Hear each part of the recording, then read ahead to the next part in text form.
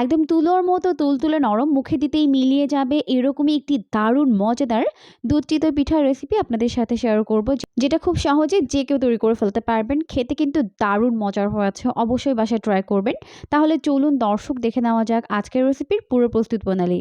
পিঠা তৈরির জন্য প্রথমে একটি বোলের মধ্যে নিয়ে নিতে হবে হাফ চামচ পরিমাণ লবণ। এখন এখানে প্রায় 1 কেজি পরিমাণ শুকনো চালের গুঁড়া নিয়ে নিচ্ছি, আর আজকের পিঠাটা কিন্তু আমার আম্মু তৈরি করবে। আর এই চিতই পিঠা তৈরি করার ক্ষেত্রে অবশ্যই আপনাকে গোলাটিকে পারফেক্টভাবে তৈরি করতে হবে, তাহলেই কিন্তু পিঠাগুলো একদম পারফেক্ট হবে। তো এখন এই সমস্ত উপকরণগুলোকে একত্রে ভালো করে মেশাতে হবে। তো এখানে আমি অল্প অল্প করে কুসুম গরম পানি দিয়ে দিচ্ছি, আর পানিটা এমন গরম হবে যাতে করে আঙুল চবালে আঙুলটা সহ্য করতে পারে। খুব বেশি গরম না, আবার ঠান্ডাও হবে না। এটাকে খুব ভালো করে মেশাতে হবে, দেখতেই পাচ্ছেন। এটাকে যত ভালোভাবে মেশাবেন আপনার পিঠাগুলো কিন্তু ততটাই বেশি পারফেক্ট হবে। তো এখানে অল্প অল্প করে পানি দিয়ে এরকম একটি পাতলা ব্যাটার তৈরি করে নিতে হবে। এখন আমাদের ব্যাটার কিন্তু একদম রেডি হয়ে গেছে, দেখতেই পাচ্ছেন। এরকম পাতলা একদম পানির মতো হবে। তো আমি এর ঘনত্ব আপনাদেরকে একটু দেখিয়ে দিচ্ছি, দেখতেই পাচ্ছেন এরকম হবে। এক কথায় চালের গুঁড়াকে পানি থেকে আলাদা করা যাবে না, এরকম একটা ব্যাটার হবে। এদিকে একটা হাঁড়িতে 2 কেজি পরিমাণে গরুর দুধ, সাথে 1 কাপ পরিমাণ চিনি আর 1 কাপ পরিমাণ খেজুর গুড়, সাথে কিছু গরম মশলা, এলাচ আর দারচিনি দিয়ে ভালো করে এটাকে ফুটিয়ে নিতে হবে। এরপর মা এখানে কিছুটা পরিমাণ নারকেল কোড়া দিয়ে দিল,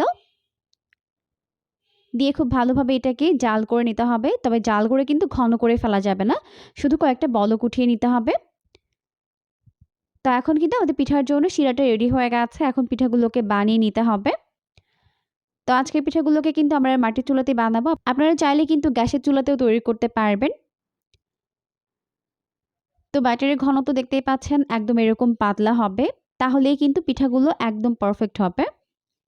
এখন এটাকে ঢেকে দিতে হবে। ঢেকে ওয়েট করব প্রায় 3 থেকে 4 মিনিটের মতো। তো প্রায় 3 মিনিট পর এখন দেখতেই পাচ্ছেন মাশাআল্লাহ পিঠাগুলো একদম পারফেক্টভাবে রেডি হয়ে গেছে।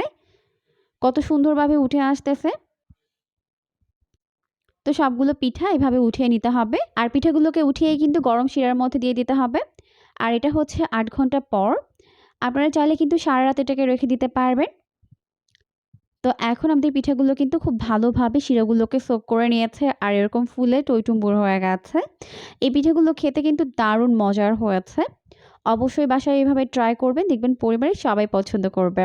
আর আপনারা কিন্তু এখানে ভেজা বা শুকনো যেকোনো চালের গুঁড়া ব্যবহার করতে পারবেন এই পিঠা তৈরি করার ক্ষেত্রে।